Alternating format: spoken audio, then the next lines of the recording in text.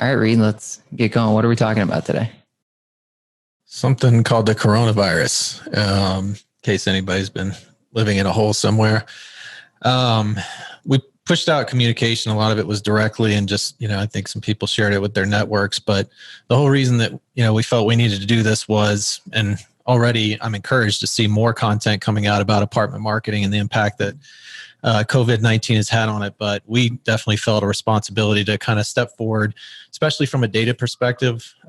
Seems to me that, with all the kind of panic and anxiety that all of us are feeling, the most important thing that you can do right now is really lean on the data. And certainly it's still unfolding. So that's a qualifier with this whole presentation, is that I see us still somewhat at kind of ground zero, benchmarking across the board, and then looking each week to see how things are kind of materializing from there. But we hope that you guys see the benefit in this. I think a lot of people already know with Digible, we are taking in a ton of data from across the country. So what you'll hear today is really a balance or blend of kind of first-party data from a campaign standpoint, using over 500 active campaigns, 1,500 if you're looking at the number of platforms, as well as macro data, that we're looking at from Leasing Trends, as well as cost per click, search volume, and things of the like. So really trying to size this for you guys as far as what the industry is seeing, and then we'll get into more specifics on marketing mixes and budgeting recommendations.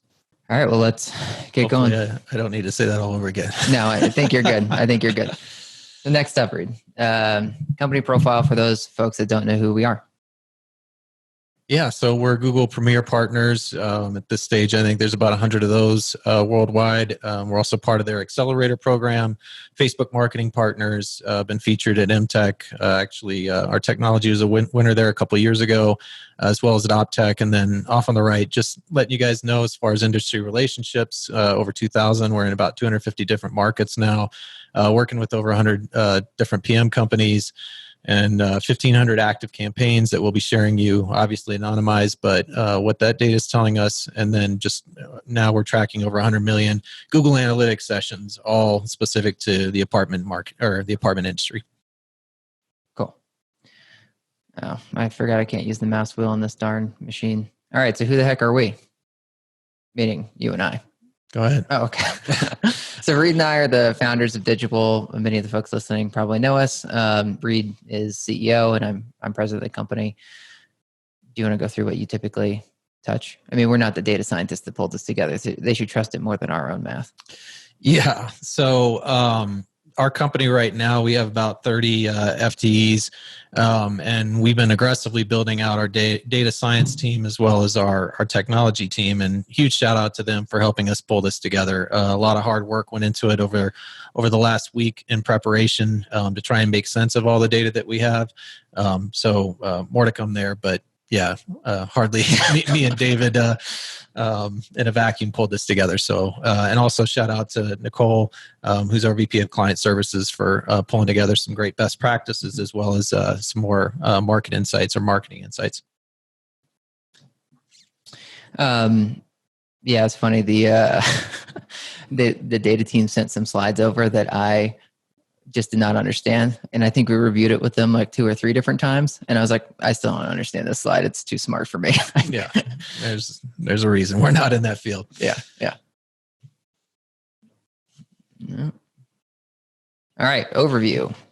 So the purpose of today's webinar is to update apartment marketers and operators about the impact on the coronavirus. We kind of went into that a little bit earlier.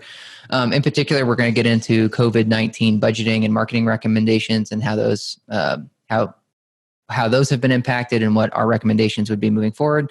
And then we also want to share some best practices from around the country from different things we've pulled together from our client set and other folks that we know.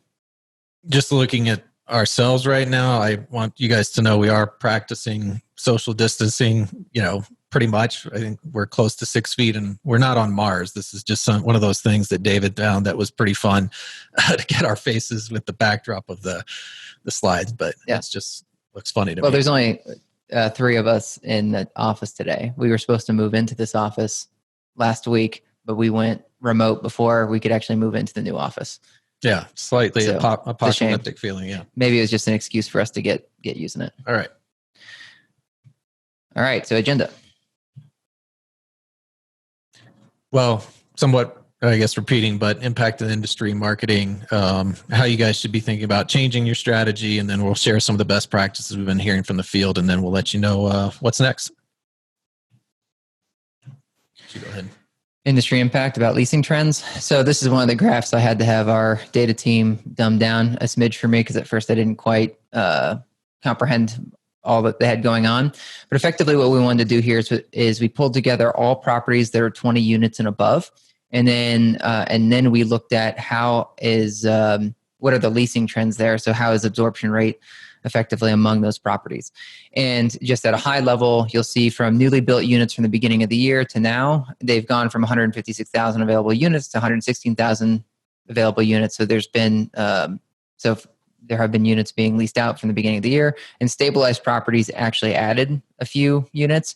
So what you would think is that some of the stabilized units ended up moving to the newly built units across some of the markets. But overall, when you look at the country as a whole, there's a negligible trend in available units that has changed since the demarcation line here of when COVID really came into play. Certainly a slight downward trend, but not hasn't gone to zero. Yeah, that's just at a macro level. Obviously, we know, especially on the West Coast and those in New York and some other areas, you guys are not experiencing this kind of trend line, but we'll get into some of those specifics and some of the markets that are harder hit, which we just took by number of cases, COVID cases. So that'll be the next slide. And just also so you guys know, these trends are available and will be at a market level and even at a sub-market level through Fiona. So just want you guys to know, again, macro here, but there's far more specifics that we can offer. All right, so now let's talk about leasing trends, and I'll move ourselves a little bit so that we can see this more. So this now went from the whole country to taking the top 20 cities and then comparing Seattle versus New York just to see how they, since they are the markets that have been most impacted. And what you'll see here is this may feel like a lot of data, but effectively, this blue line is New York, this red line is Seattle, and it's kind of interesting that there's a yin and yang to Seattle and New York once in a while, and then the top 20 markets are the other lines that you see throughout the graph.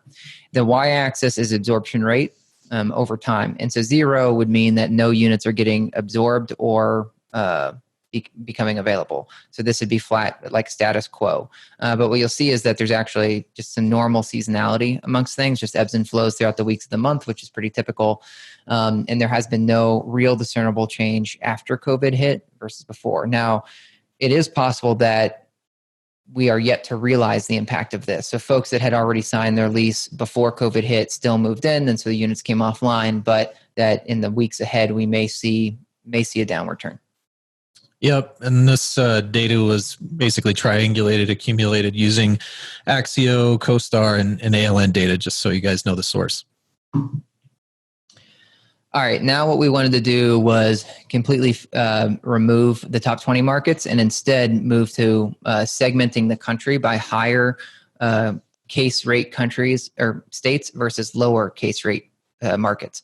And so the blue is higher cases. So that's like New York, Florida, Georgia, Illinois, Colorado. And then the lower case states are the yellow. Within, again, Washington State and New York pulled out just to show how they're different than the rest of the sets. What's really interesting, at least what I thought here, was, again, we didn't see as big of a drop as I would have expected in Washington or after COVID. And New York, surprisingly, actually absorbed more units after COVID hit than before. So Washington took a bit of a dip, but it's still not alarming because we're not going too far off 0.5. We're not quite hitting -1, but New York actually is above +1 on the absorption rate. Yeah, the concern, obviously, in particular for Washington, is that trend going to continue, which is still, like we said, unfolding. But I think the other thing that we brought up a few times in looking at this and doing analysis is the customer journey. So I'm sure everybody on this call is pretty familiar with the timeline, which is, depending on where you're at and a few other demographics, is going to be 45 to 60 days. And so what we're seeing now, how much of that is affected by the customer journey, and then also the seasonality that you typically would see moving from February into March. And I think we have a little bit more kind of informative data that we'll show you as it is related to the Google Analytics and campaign data. But again, this is just concentrating on the absorption rate. All right, so what has been the marketing impact of all of this? So this is search volume. And what this is looking at is just, it's an index from 0 to 100. So 0 would be the lowest search volume we've ever seen, and 100 would be the highest search volume we've ever seen. And the blue is the apartments for rent as a keyword versus the, I guess you'll call this red-ish color, is coronavirus, and orange is unemployment, just to show how those things have been impacted. And you'll see search volume typically back in December and January would be lower than what you would expect now from seasonality. But as you see, as we hit the COVID sort of demarcation line, search trend goes down. I'll say significantly. It's actually about 25%. And you can see how that correlates with coronavirus. First in the orange, spiking up in the US, and then eventually unemployment spiking up. All right, so how has that impacted campaign performance? Because fewer people are searching now than before. So cost per clicks have gone up significantly. You can see here in the third week of March, cost per clicks went from, on average, 201 across the country to 319. So effectively, it's actually 20% increase versus the prior period. And that's now overall, I should have mentioned that this year we've seen higher cost per clicks across the board compared to prior years. This is blue line is last year. Some of that has been caused by the ILSs spending more on search than they had previously. So there's just more money coming in. I know we did a podcast on apartments.com or CoStar saying they were going to spend $100 million more on search this year than last year. And we had seen that across the board drive up cost per clicks. But certainly this most recent spike, has to be related to coronavirus. Yeah, I'd agree with that. But bringing it back to the ILSs for a minute, on average, if you look at SEM Rush, when you look at all those networks combined, they typically increase their spend by over 500% from January and February into March. So that's definitely when they flip the switch. And sure, many of you caught the PR release from CoStar Apartments.com, and that they were adding another $100 million to paid search in 2020. So hard to kind of pin it all on them, but this is pretty common in conjunction, like David said, with what the coronavirus impact has caused. All right. So how has your website traffic been impacted? So this is pulling together all the analytics accounts that we have access to, and what you'll see is organic search against paid search trend over time. This the start of the graph is actually the end of December.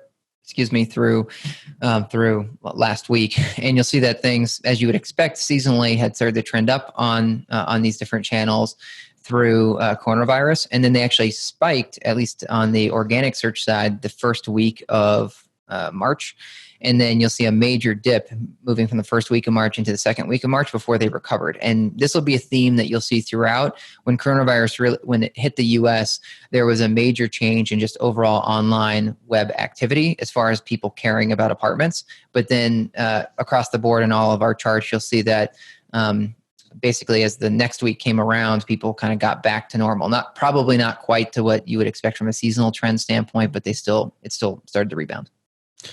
Yeah, and I think it's encouraging, albeit, we're looking at, the beginning of the year, but just to see the uptick in the organic traffic, which, we'll talk about a little bit more, but just the priority that everyone needs to be putting right now on their SEO and on their brands, because as they do more research, they are going to keep coming back, I believe, to your properties are the ones that they're interested in. And so it's really critical that you maintain, strong reputation or focus on reputation management and your brand keyword.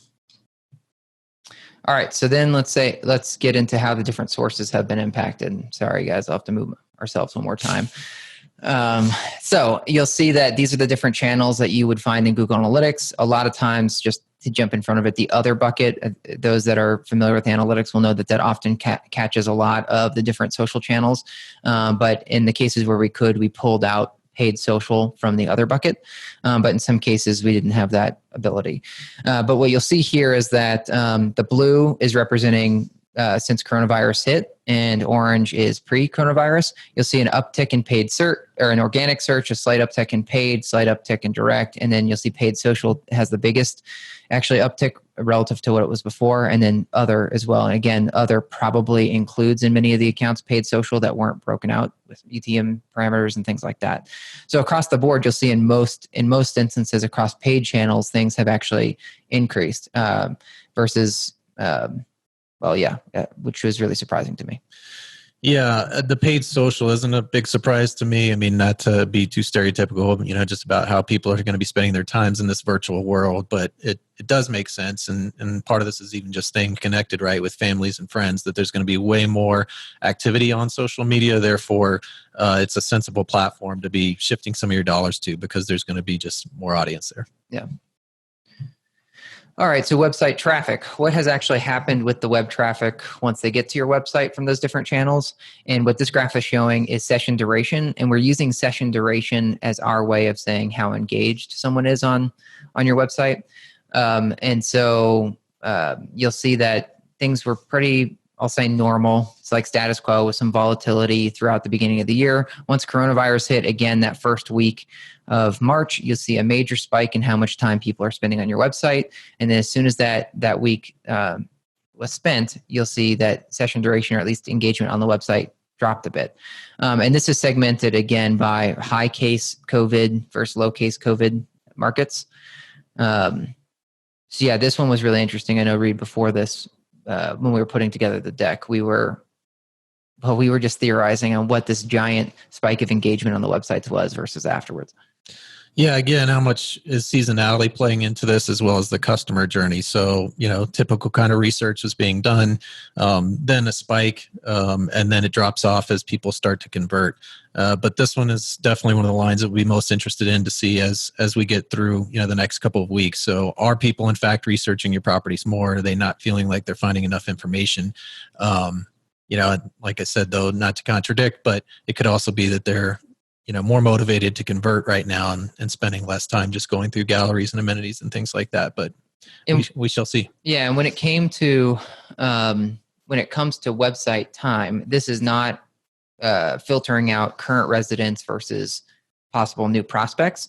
And so when we were talking through this before, the question was, well, is this giant spike people spending all of their time on your website looking for like how you guys are responding to COVID, what your changes in policies are, and then afterwards, there's just not as much need to spend as much time on the website. That's just one possibility. Or are current residents driving down the average session duration because they are still checking in regularly to look for updates from the property? Yeah. Looks like actually Matt just submitted a question that he said the same thing, that is the increase from the properties about how they're handling COVID. And it's not just filtered for paid search, Matt. So this is all in website traffic. Come on. Next one. All right. So that's great. But now what are we saying for leads? So this here is, we decided the best way to get at the analytics accounts that we have access to is not to, we can't take all traffic as equal, right? Because some are current residents, some are not current residents.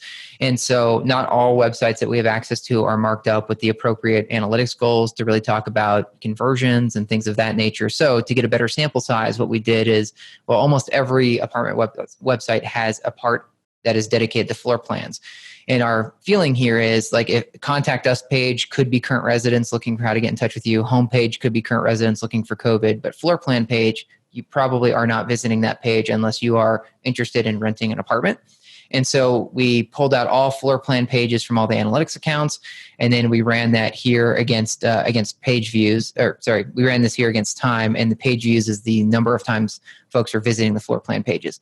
And again, you'll see just sort of some standard stuff that happened at the beginning of the year. Once coronavirus hit, you'll see a giant spike in how many people were viewing the floor plan pages at the 1st of March. And then you'll see a downward tick with a slight uptick on the 20th, which was the last day of data we had for this. Yeah, so we've talked about segmenting your Google Analytics quite a few times, but just general things like bounce rate, time on site, sessions, visits, things like that. That's really just your awareness. Consideration is going to be more floor plans, amenities. It could be neighborhood page. So that's really where they're getting into consideration. And that's one of the indicators here. And floor plan is one of the best indicators, as David was saying, as far as what's then going to materialize to some tours or whether that's online applications. And then at the bottom of the funnel is going to be probably your location, online applications, and things like this. So I think this is mostly encouraging. You do see a slight dip here in the last couple weeks, but we'll be keeping an eye on it. But as we go through this, hopefully you guys are seeing right now the data is not, 4-alarm fire in both campaign as well as search volume, cost per click, and the like. But we shall see as we keep going. So next up, as you're getting to campaign performance. So a lot going on in this graph, but I think it's one that we should stick on for a minute here. Your teal color is your clicks from paid search. Orange is the amount of leads where we can, where that's trackable for us from who's sharing that data with us. So this is form fills, phone calls. And then this gray line is going to become super important for the rest of the presentation, but this is your click to lead ratio. So how many clicks does it take for someone to end up submitting a phone call or a form fill? And what you'll see is that the teal, we're taking a dip in how many clicks are being generated from paid search traffic since coronavirus hits. But our number of leads has remained flat. Why is that? Well, what we've noticed is that there's a huge increase in the click to lead ratio or percentage. So I know, Reed, this was near and dear to your heart. So you want to go into that a little bit? Well, yeah, it's just indicating what we say here is that demand, at least on the lower funnel, because this is all paid search data, we're seeing some attrition there. I wouldn't say again yet that it's a 4-alarm fire, but if that continues to go down, it's going to be a much bigger concern.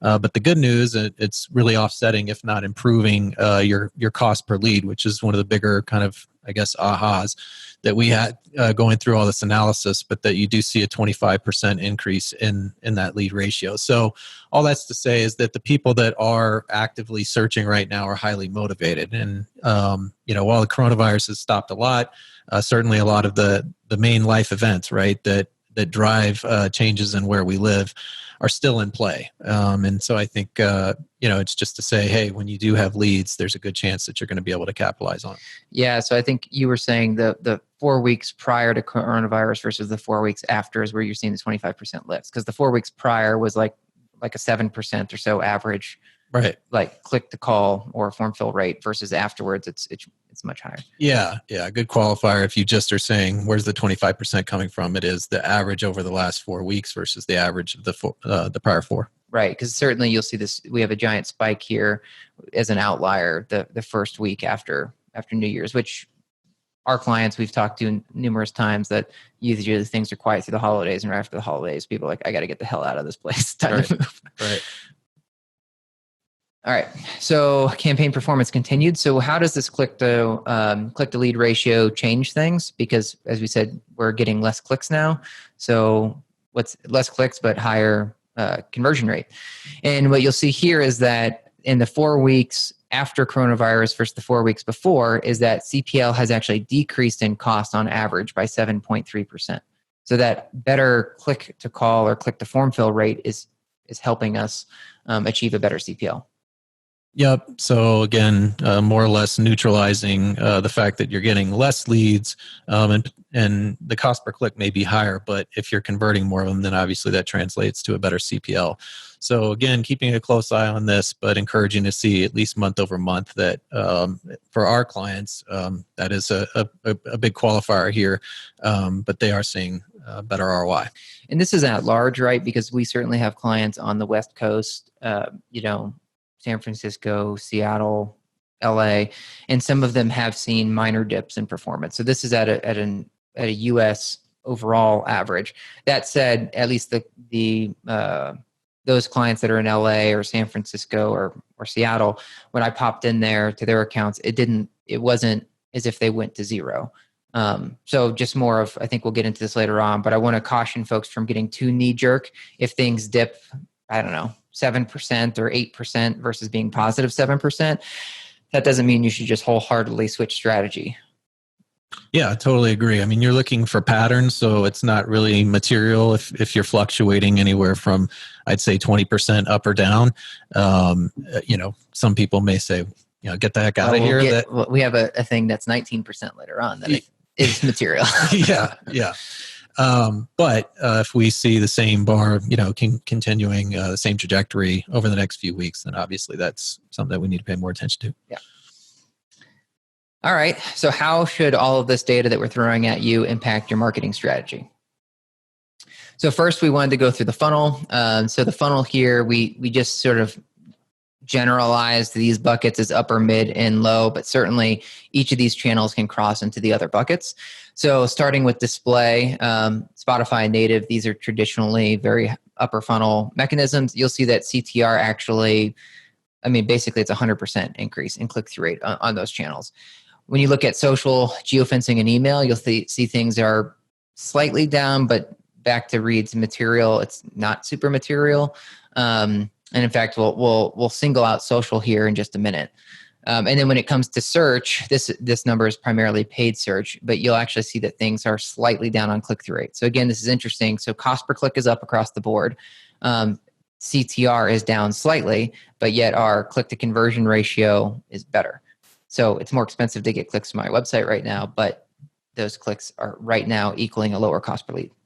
Yeah, and probably worth noting, I feel like a lot of folks on the call or on the webinar don't probably spend on Spotify or native.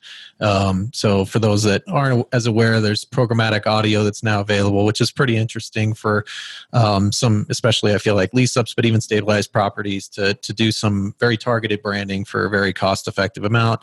And this isn't a sales pitch. I'm just letting you guys know what these are. And then native advertising are paid articles that you can put strategically on sites that make sense, that are kind of contextual, let's just say, with where a renter might be or what they'd be interested in. So I think this is fascinating. Obviously, it's the biggest call out when you look at the upper funnel, how that's changed. And to me, I attribute that primarily to more time, right? Like online. So you're going to have more casual people that you hopefully can get eyes on your website or on the property, and good opportunity to take advantage of that while they're going to be spending so much time on their computers. So how should this impact your marketing mix? And I know this is a super text heavy slide, so let's just kind of go slowly through it because I think there's some good tips here.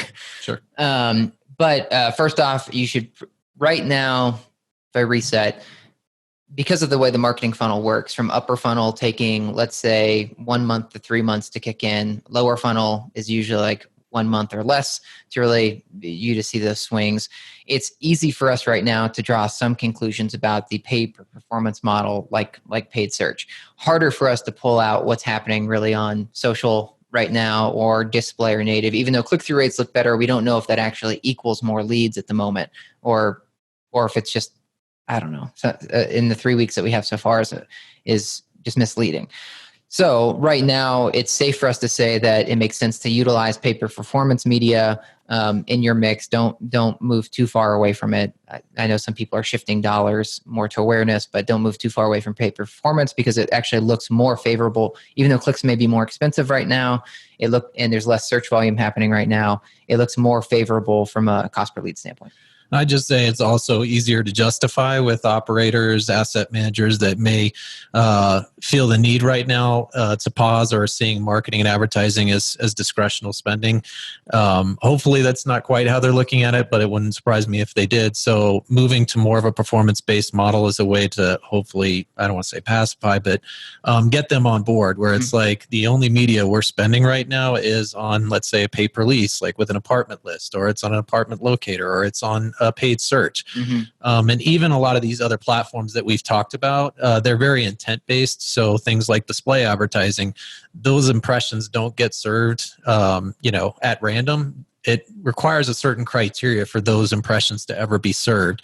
And so all that's to say is like my marketing right now, my digital marketing is all focused on performance-based models, whether that's in how they're paced or whether it's actually in something like Google where it's like we only pay for the clicks that we get. So that's a way, I think, again, for those operators that are getting really tight right now to help maintain some of your marketing spend, just shifting them more in those models. So moving on to paid social, this was something I thought was super interesting, but we have actually seen CPMs on Facebook drop by 19% since coronavirus hit, which really staggered me. I figured that I just thought it would be more expensive right now to buy advertising on Facebook. So I don't know what's causing this. If it's We've heard from other agencies that are other digital agencies that don't focus on apartments that many of their big advertisers have pulled out as soon as coronavirus hit. I think one of the local agencies that focuses on bigger brands, they laid off, 20% of their workforce. Yep. Yeah, it's a bummer. So I wonder if it's because these big brands are leaving the market that's made Facebook more affordable, or if it's. Well, it could also be the spike in audience because it's less difficult now to get to 1,000, impressions. Oh, that's interesting. Because if the audience is really spiking again because they're spending more time, they're trying to stay connected to their family and to their network, then a lot easier to get 1,000 impressions for, the same or cheaper price. Or when you're working at home in your pajamas, it's easier for you to get distracted by Facebook than you're in the office. Have you been spying on me again? All right.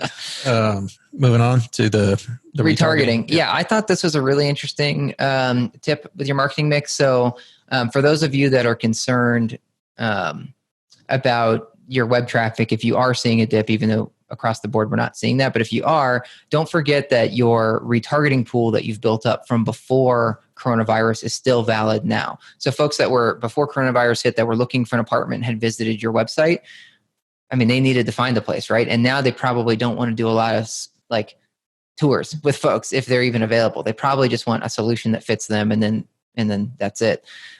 So the tip here is just utilize the retargeting pool that you built up before coronavirus. And frankly, even the retargeting pool that you're building up now should probably become more valuable because folks are probably not going to be doing as much. Well, of course not. They're not going to be doing drive-bys, walk-in traffic. Everything they're going to be doing is going to probably be, sight unseen type of leasing, or maybe like a FaceTime type of leasing tour. So I feel like your retargeting actually becomes more valuable now than it was before. I also think it's a valuable tool as far as your creative and optimizations to work with. So these folks have shown an interest, like David said, in the property. But if you're wondering what concession to run, this is a great chance to kind of do some split test, whether it's 1 month off or whether you're talking about a guarantee to kind of de-risk the prospect. If they're feeling anxious about it, we've seen that, and that's in our best practices. But really love that, where it's like, I don't know if I really can or should move. That's where you can really optimize like different messages, different concessions to see what's really sticking if you're having challenges with conversions, which plenty of people are right now.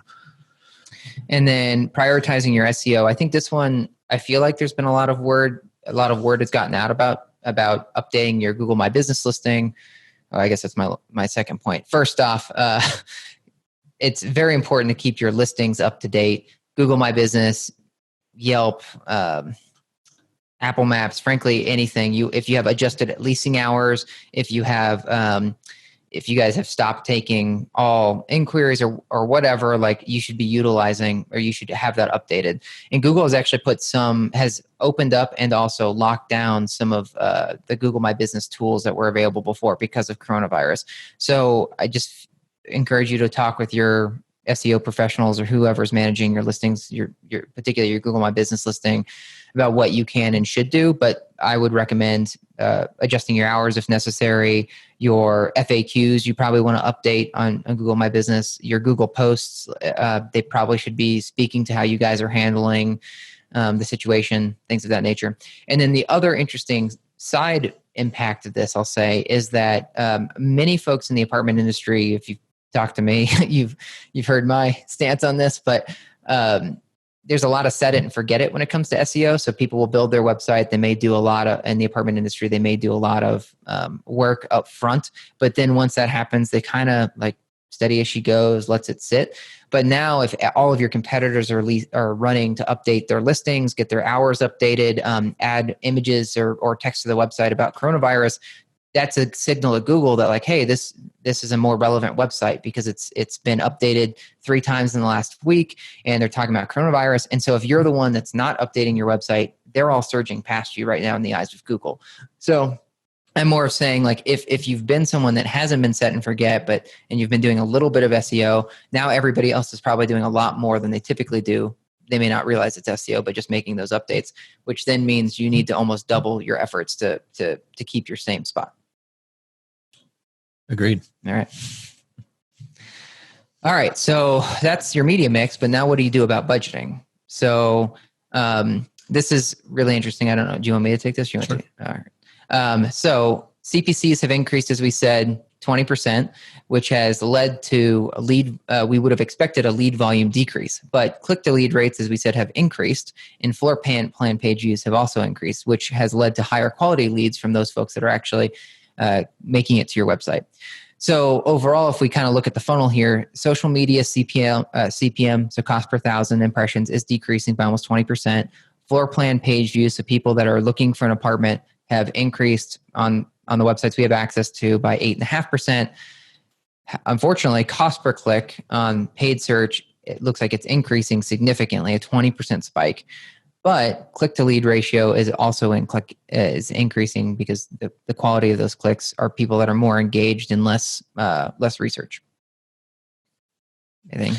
Yeah, well, I mean, we keep saying it, but this is all macro trends. So just totally understand and empathize, frankly, with some of those markets and properties that are really struggling. But when we roll all the data up again, this is over 500 properties. This is what it's telling us. And with some of those macro trends, it's way more data points than that as far as search volume, cost per click, things like that. You can get at just your property, your submarket, your city, your region, through other mechanisms. And again, not a shameless plug, but that's something that Fiona can support. All right. So what does this shake out if you run the math?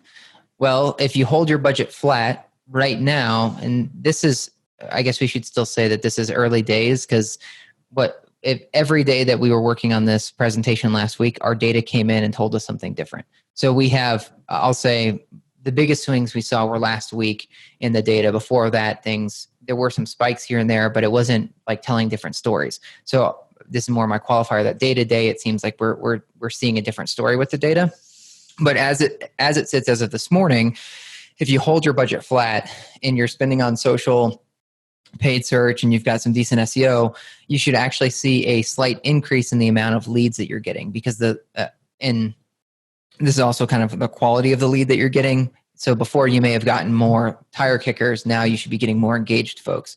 So if you hold your budget flat, your NRI should actually slightly improve. And this is over the course of a 12-month lease, assuming an average rent of about $2,000. If you cut your budget by 25%, then you're going to obviously see less leads, which is going to have an impact on your overall NRI.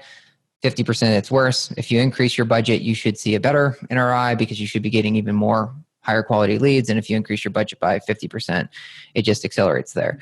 This is not saying that right now everyone should be increasing their budget so that they get the pretty green on their chart. It's more of just saying that's what the data says today. Yeah. And so if anything, back to the knee jerk, I would not make any rash decisions today. I would let more data come in to see how you need to be reacting with your property. And certainly the rent roll of your property is going to impact what you should be doing anyways. If you had a lot of leases coming due, let's say you had 10 that you had an exposure of 10, and you guys have put into effect some special considerations for people where they can extend for 1 more month or 3 more months for coronavirus, then you'll probably be able to retain more of those people. And so you don't need to advertise as much. So I think there's probably going to, even though there's still people leasing today, there's probably more people that are willing to stick around for a few more months if you give them that option. And we've heard that from several customers as well. So that would impact what you need to do with your marketing. Yeah, and just a footnote here, the net rental income, we are isolating marketing's expenditure here. We did not factor for all the other variables that play into NRI, so this was just related to marketing. This is really a slide that's dedicated, I guess, to the operators, because it's, again, easy call, right? It's like, let's just pause or slow down on all our marketing. That's discretional, but this tells them a very different story, and a lot of it is just the math. So we'll include in the appendix, or when we push this out, what the formulas were to drive all this, but the amount that's spent on marketing comparative to like what the damage could be, frankly, the financial risk they take if they were to stop marketing is speaks for itself. So I don't think it's a bad idea to accelerate through this time. When you look at crises, at least economic crises, like over the course of history, especially in the last 20 years, the folks that have been successful have been the ones that did not just put everything on hold. They understood that they were going to have to fight harder for their dollars, but in some cases you can end up being a real winner. And that's not, to sound unsympathetic or whatever, but that could be an opportunity for some brands out there right now. Yeah. I mean, you got to wonder what's going to happen. Let's say this thing goes on for 3 months or 6 months. Let's say by fall, when the leasing season usually starts to peter down, and then all of apartments have stopped advertising, and now they all try to jam like 6 months of leasing at the worst time of year for leasing, and at the end, and they're all competing for clicks that are usually more expensive at the time of year already. It's going to be it's just going to be a pretty tough market at that point. Yep. But if 30% of brands or properties decide to slow down or stop advertising, then obviously that opens up an opportunity for the 70% to continue. It's a great point, because if we're seeing 25% decrease in search volume now, to your point, if 1 out of 3 properties decides to pull back on things, which seems super likely, then it not only neutralizes, but it can improve the equation actually for those that keep spending. So anyways. All right. So, this is your slide. Go for it. Yeah. I mean, this one wasn't to be, I guess, too convenient, as I like to say, but just some basic word tracking, like around why, or thoughts around why people should continue to be spending, in particular on the digital front. But obviously, you don't want to make a bad situation worse. And this really has everything to do with short and long-term pipelines. If you're already suffering some attrition, obviously it's not going to get better if you turn off the marketing. And the harder part, I think, or what you could really set yourself up for, is long-term consequences that David was talking about. Because then that pipeline can't just start by itself. You have to build back up the equity, which is on the third bullet. But moving on to the second one, we are seeing the attrition, but again, those that are actively searching right now are highly motivated, which is indicating a better lead quality. And then most digital marketers or folks on this call, I'm sure, can appreciate this, but whether it's your search, whether it's your social, whether it's your SEO, you're constantly building up equity when it comes to your digital marketing. And so that is something that you could potentially sacrifice if you were to decide to pause or stop. And then the modeling we just showed you, truly it's a greater financial risk right now to just shut off all your paid leads and just try and rely on your organic traffic. The damage that you can do from an NRI standpoint is pretty significant. And then I think all of us get this, but we are living and now acclimating to, I don't know if that's spelled right, acclimating, but anyways, to a virtual world.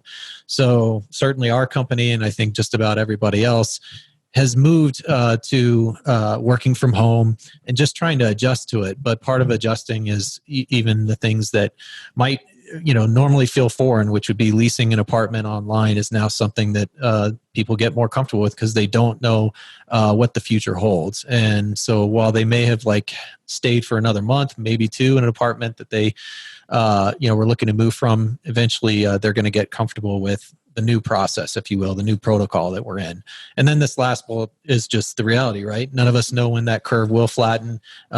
So you just don't want to put yourself in a position, and nobody's expecting this to change in the next couple of weeks, but that as things do improve and confidence is restored, that you are starting from scratch. So I think these are good, clean kind of bullets and helping explain, at least internally, as you guys are navigating some probably really tough conversations right now with operators, owners, investors, the importance of why you need to leave your digital marketing on.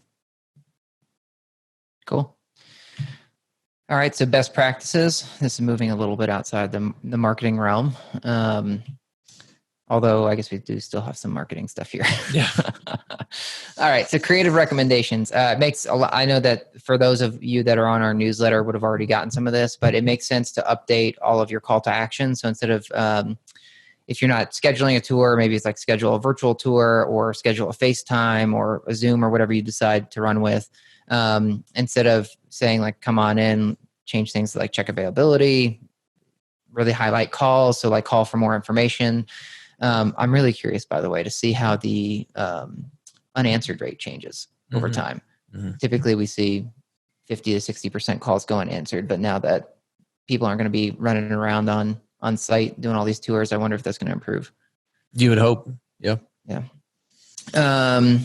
Yeah, and promote your virtual tours and Facebook Live events. There's a lot of simple ways to do this. I also think this is really interesting because, as funny as it sounds, that you're not in person doing tours anymore. The fact that you may be FaceTiming or Facebook messaging, like video messaging with someone, I feel in a way feels more personal than like if I was buying a car right now and the dude was like, I don't know, video messaged me.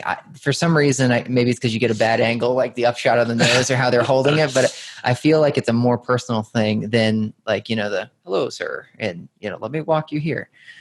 So. No, I totally agree. I don't know which apartment this is on the right, but I feel like personalizing and humanizing your properties is a huge opportunity right now. I totally agree with David. I love seeing the videos. I don't think you should have put the pressure on yourself of this has got to be some super high production piece. I think these types of quick hits as far as what's happening or doing the tours or just messages, outbound messages from the staff, I think is awesome. So personalize and humanize as much as you can right now will mean a lot to prospects as well as, of course, your current residents. Cool. Someone says here that they actually call them home videos. It's kind of fun. Yeah. And then Andy submitted a question, and I'll get to the Q&A in a bit. From Excelsior. Oh, okay. Yeah. Shelley. Yeah. Andy had said that he's wondering if some of the urgency of students looking for dorms, which is interesting because I learned that Columbia University had shut down everything and made everybody just like go home. Good luck. Like you can't live in the dorms right now. And so that really caused, as you can imagine, quite a freak out. Like how do we find places? And that's happening in many different universities. So I don't know, Andy, that's a good point. I don't know how to verify that, but we can definitely ask. And we'll be doing an updated webinar once a month. Monthly webinar.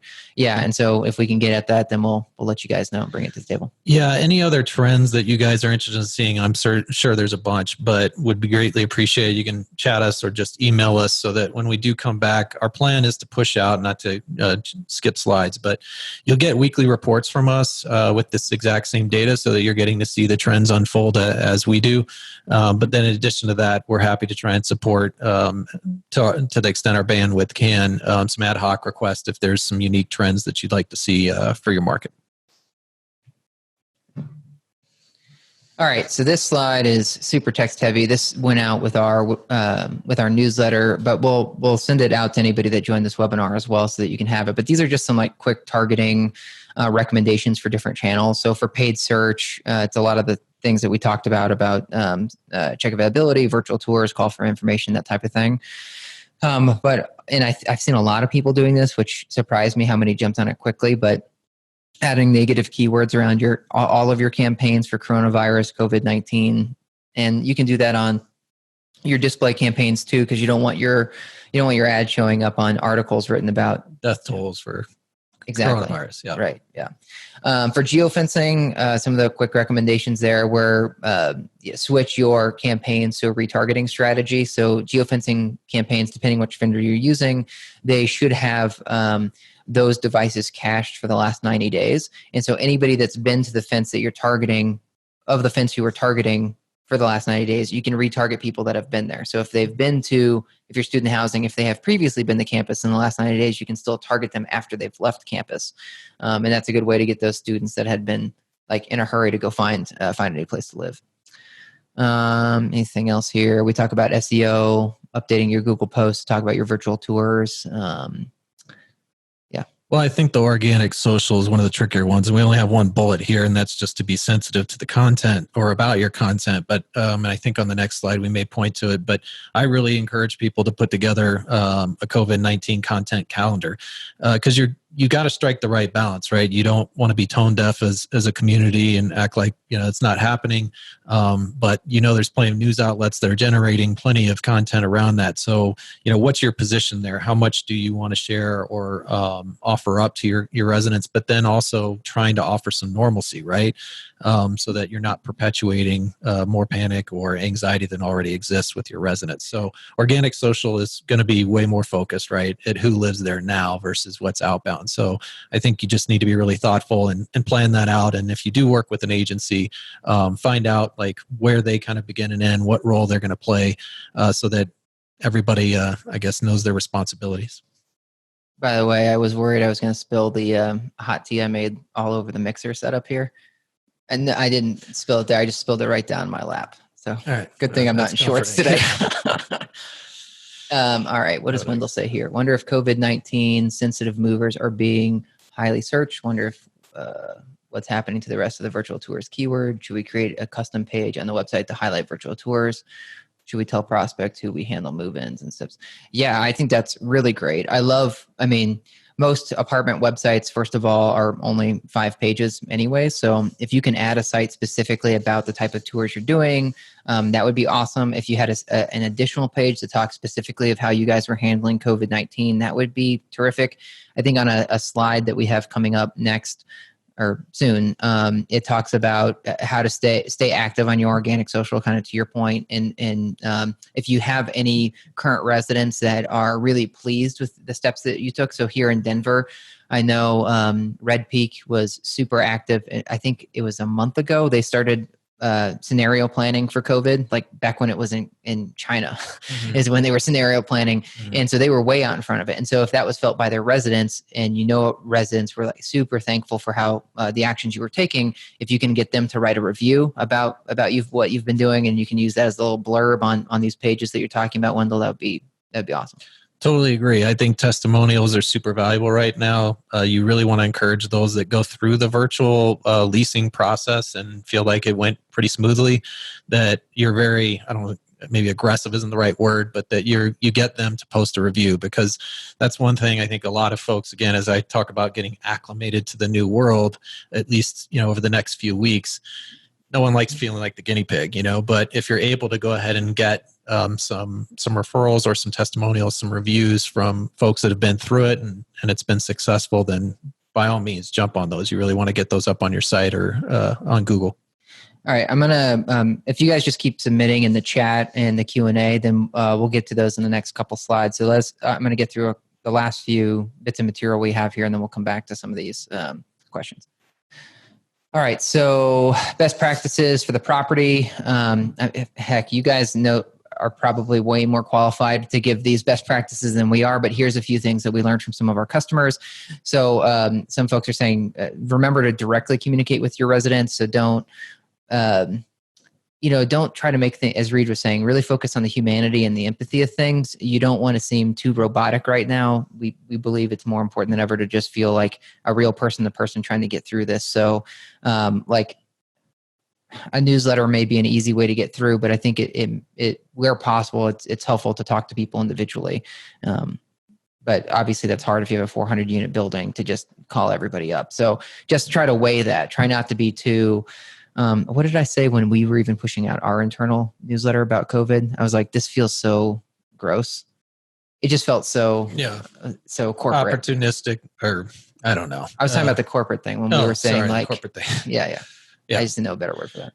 Yeah. The last bullet on the property one, this is one where I think you really can and should engage residents. So instead of putting all the pressure or burden for creativity, I guess, on the property management team, why not have them come up with ideas about what they think would be fun or interesting as far as staying connected through virtual events. So I just think this is a fun one to really solicit the thoughts, the opinions, the ideas from people that are already living there. And I'm going to connect this second bullet here about operational updates. So to what Wendell was saying about should you have special pages, I think in particular you could really lean on, I'll go back to Red Peak, but they were saying that, I think it was Red Peak. They were saying that they're bringing in a hazmat or hazardous waste cleaning company for all units that they're turning right now. So if they have someone moving out, then they're doing like a deep biological clean or something of the apartment, even without someone having had a case in that apartment. And how awesome would I feel as someone that's about to go rent an apartment right now to know that, like, look, there wasn't even an infected person in this building, yet you went ahead and did like a biological deep clean. I think that is super. I just think that's super responsible, marketable. It is, but I'd be careful about that. You wouldn't want an outbreak image like where you post that. No? Like you don't want to do the leasing tour with the full suit. Look at this guy in a suit, like cleaning out our apartments. So yeah, I'd be somewhat careful there. Yeah. for your website, definitely activate your pop-ups. This is interesting. It's been hit or miss on pop-ups, and we have a few examples coming up on websites. I think that makes total sense. When you first get to the website, you want like a top banner, a pop-up or something that says, hey, we're aware that something is happening globally right now, and here's how we're addressing it. Because I still see a lot of pop-ups that are just like, 2 months free, but then it mentions nothing about coronavirus. And to me, if I'm a prospect, I may like back on out and check out one of the competitors to see if they're a little bit more in touch. Yeah, totally. I think we pretty much covered these. So skipping almost to that very last one, though, on reputation management, this is where response time does need to be at an all-time high or best. Be very careful or diligent, I should say, on negative comments. We've seen it plenty, just where residents are frustrated, they're angry, they're stressed out. And if you're not paying, particularly close attention, you can see some pretty rough comments come through that could really obviously compromise your conversion and your brand. So you need to be all over that. All right. So this is some example messaging of different folks we've seen. There's some here that are rent with confidence. And I think it said something about, I think this message had something, if you're not happy once you get into your apartment within 30 days of viewing it, you can opt out of your lease. So I think this was a super cool way to address it. I love this one. Yeah. That's great. De-risking for the prospect. Yeah. There's so many more here about how folks are handling the crisis, but I think that was my top one. This one up here talks a lot about 2 months free. And then as you get into it, it says, we'd love to talk to you, walk you through a virtual tour, FaceTime and Skype and the like. What I think is hard on each of these, by the way, when they're in these images, they're not super searchable. In fact, Google just struggles if not being able to do anything at all. So even though you'll see each of these are just images that people are layering on as pop-ups or different things, if you can go back to Wendell's thing about adding a page or hard coding text on the website that talks about this, that's going to help you significantly.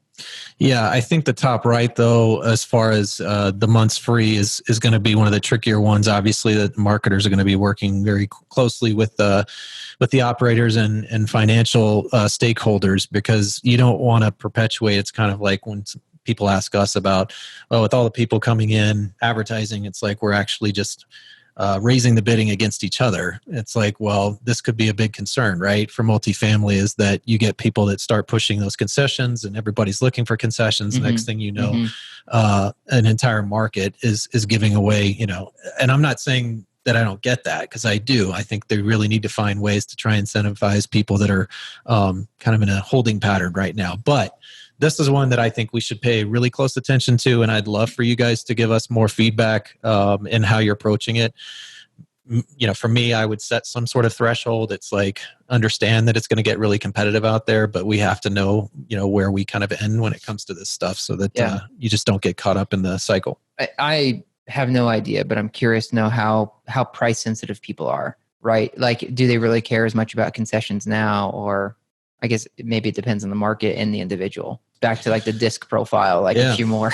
Well, I think it's really hard to hold the line right now because there's an expectation, frankly. I mean, with the whole economy, you're seeing all these different stimulus and like incentives to try and keep the economy going, which is necessary. But I mean, what was it? Uber's like, it's all, what was the Uber Eats? Yeah, Uber Eats. There's just like so many promotions right now to try and keep the economy afloat. And that's also dangerous, right? Because now you're setting the expectation. You don't have to pay full rent here. Right. So it doesn't change the reality. I'm just saying that that's something that collectively, like the industry has to, I guess, keep a close eye on. All right. So what's next? I'll let you take this one. Yeah. So again, just trying to do our part through this process, offering weekly reports. So everything you guys saw, and last time I'll caveat this, but I know that was macro. We saw several questions about specific markets, or is there more information about student housing, or what do you guys know about senior versus multifamily, et cetera. So all understandable, but in order for us to, let's just say, scale this and manage this so that we can serve it up, on a regular basis, we're going to keep it at a macro level. But if you are interested in just your market, just for a handful of properties, we are, skipping to the bottom here, going to be offering Fiona for free. It's all non-active properties, and this will be through the duration of the summer. And so for those that don't know, I think most people do, but it's a predictive marketing and budgeting platform. It has basically all the BI that we just walked through at a property level. So it will tell you, based on what the trends are, the absorption rate, what the Google Analytics, what's happening on each of those channels, what it believes is the right approach as far as how much to spend and where to spend it.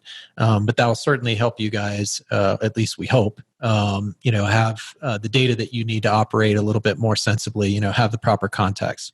Yeah, main thing here is Fiona was built to help answer the question of how much should I be spending and where should I spend it?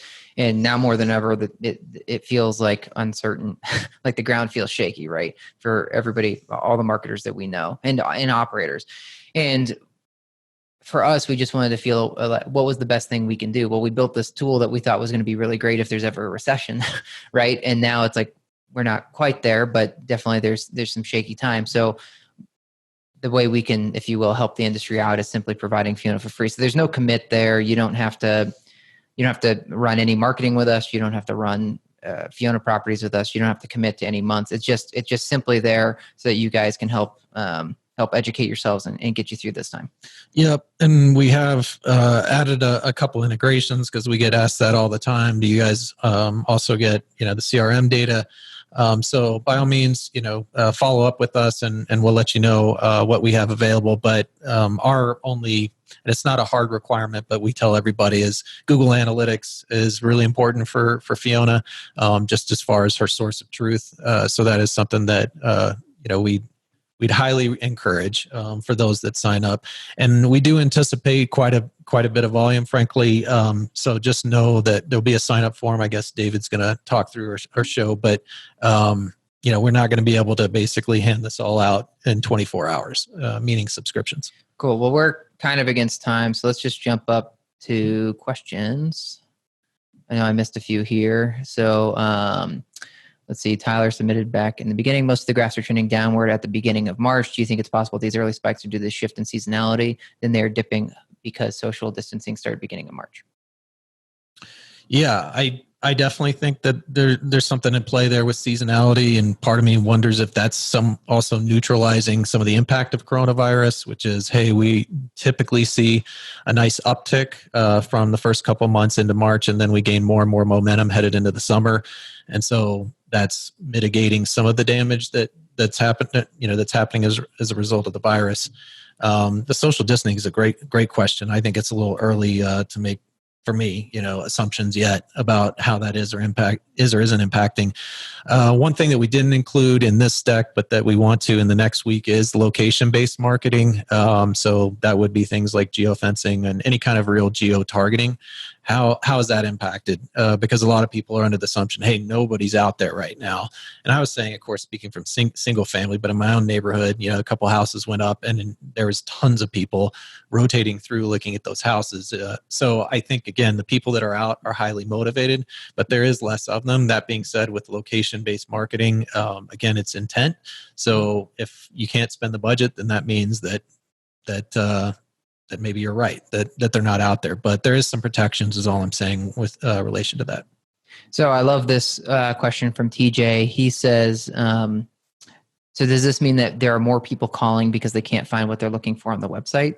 And well, look, we don't build websites, but everyone that I talk to probably knows that my gripe with the standard apartment website in the market today. If you look at two properties side by side, it's really hard to tell the difference between, like, this one has amenities that are a pool and in-unit washer dryer and a gym. And so does this other one, right? It's hard to really know the difference between the two. So I could very much see that more and more people are calling. Also, I think because of social distancing. So one, you can't just stop in and take a tour randomly. You're going to call and say, like, are you even there? Do you have a one bedroom available? Then what we have seen in the early call analytics statistics is that call duration has been increasing since coronavirus hit. So I think people, instead of saying, like, do you have a one bedroom? Cool, I'll stop by later. They're saying, do you have a one bedroom? All right, great. Does it have the in-unit washer dryer? They're spending more time. So I think if you just moved over to, or if you have a central call center, I think you're ahead of the game. If you're still, like, on site, people are handling all the calls, I think it's a little bit of a taller order because now you need to quickly get people up to speed on doing some really good phone handling training. Because as we've seen in the industry, because we've been in a boom market for 10 years, people are kind of lazy on the phone regarding sales. Mm-hmm. And this is just totally generalized. But generally speaking, apartment like leasing professionals don't really have to work their sales chops very often. They can just kind of get away with, sure, we're available, come check it out. But now I think that kind of training is more important than ever. Yeah, agreed. And the question is about the website, but it's also something to be considerate of when it comes to campaigns, meaning that you should be feeding real-time updates as far as your inventory, your floor plans, exactly what's available, because I feel like there may be less patience right now with people as far as the tolerance for, hey, I click on this and then I find out that you actually don't have 2 bedrooms available, or you don't have, that studio I was looking for. So obviously critical on all the ILSs that you're making sure that is updated as often as possible, but then also in your search campaigns as well as your social campaigns that you're really focused on, the inventory that is there, not what's not. So then we have Mandy that asked about specific student housing markets. We didn't do specific markets, although it was included in some of the data that we had, but all the graphs that we showed had filtered out specific student housing properties and just stuck with multifamily if they were pure multifamily properties. That said, we do have the data on student.